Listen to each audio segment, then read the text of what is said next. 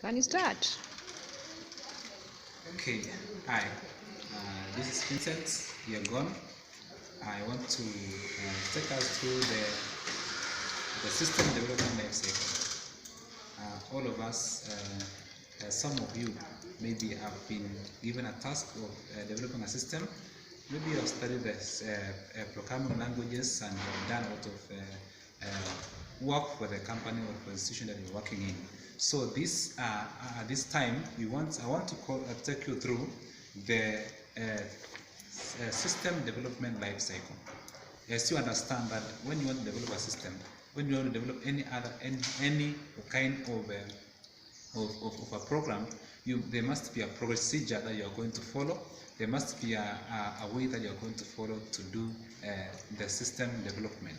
So this I want us to learn one about the system development life cycle. It's also called the system development phases. So initially there must be a problem in the institution or in the college that you are working with, or in the company that you are working with. So therefore we assume that there's a system, there's a problem definition that you have done. Therefore we are going to start from the feasibility study. So we have 5 stages of system development life cycle, or phases. One is the feasibility study. Second one is system analysis, and then there is system design, there is system implementation, and there's what we call system maintenance and review. So this one can be system maintenance and review. Therefore, we want to start from the first step, which is the feasibility study. Feasibility study is all about analyzing the problem. Once somebody has identified the problem, you must do the feasibility study of the problem. So you have to do what we call problem definition and analyze that problem, whether it needs review or not. Therefore, you must do the feasibility study. You do also the feasibility of the new system that you're going to create, whether it will be helpful to the institution or the company that you're working with. Therefore, it's very much important, it's very vital. Secondly, you have to do what we call system analysis. System analysis is all about analyzing the current system, the system that has been there in the company or in the institution that you are working with or that you are working in. So you must analyze the system, the current system, and the system that you have identified that you are going to bring in the company. Therefore, analyze the system, whether it's viable, whether the current system really needs to be reviewed or not, to be restructured or not. Therefore, do the system analysis. The third phase is the system design. System design is all about designing now the system, the new system, that is designing doing what you call documentation. You now do the documentation of the new system that you are going to develop.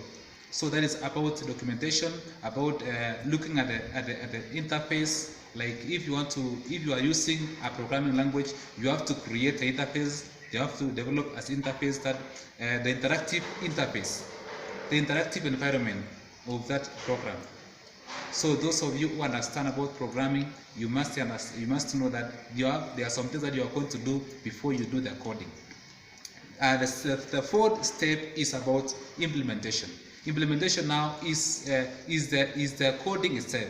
Now you come down now with the ground and now do the coding. So you implement the system. Know the way the meaning of implementation means.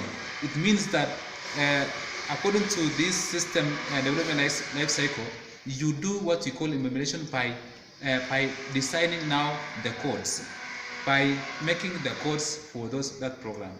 If you are designing a program for running an institution or for managing an institution, then this is the phase that you are going to do what you call coding. So you code you print the codes, you work with the one that you did in the system design. You design the interfaces, and then you come and do the implementation, which is the coding. You do the coding, and then you make sure that the coding is actually, you use the right procedure, the right coding system, the right program application programming language, and design that program from one stage to another one, from one phase to another one. So therefore, system implementation is very important in the life cycle. Okay, the fifth step is about system maintenance and review. Once you've gotten the system, the codes, once you have developed the system, now you have to implement. Some other people call it piloting.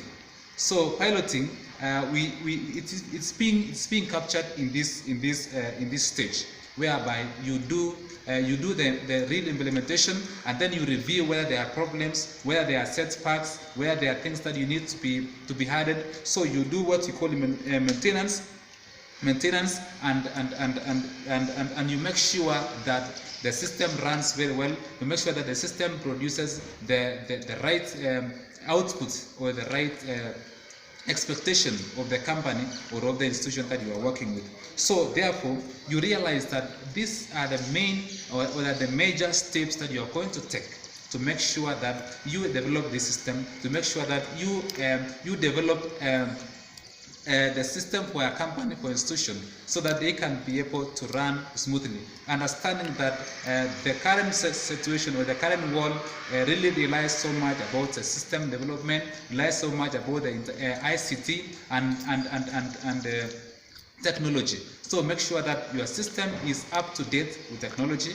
Make sure that the development that you have made, the program that you have done, make sure that it is up to date. It is actually capturing the new technology. It can be accessed through the net. Therefore, as you have seen here, it's also called system development lifecycle. So that is actually all about the system development lifecycle. Once you've understood that, you know very sure that at the end of the day, you are going to deliver to the institution, and this is the main things that you need to follow, so that you can make sure that you be able to deliver what you're being told to do. Otherwise, I want to tell you that apart from maintenance, there are also some other things that you are going to add, that you are going to do. Things like acquiring the system, there must be there. You must, after system maintenance, you make sure that you acquire the system. You make sure that if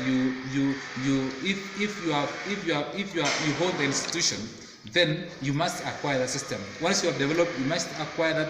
You make sure that that system is yours.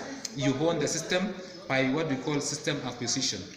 So you can either purchase, you can either pay the people who have developed the software, if you had hired somebody to develop for you.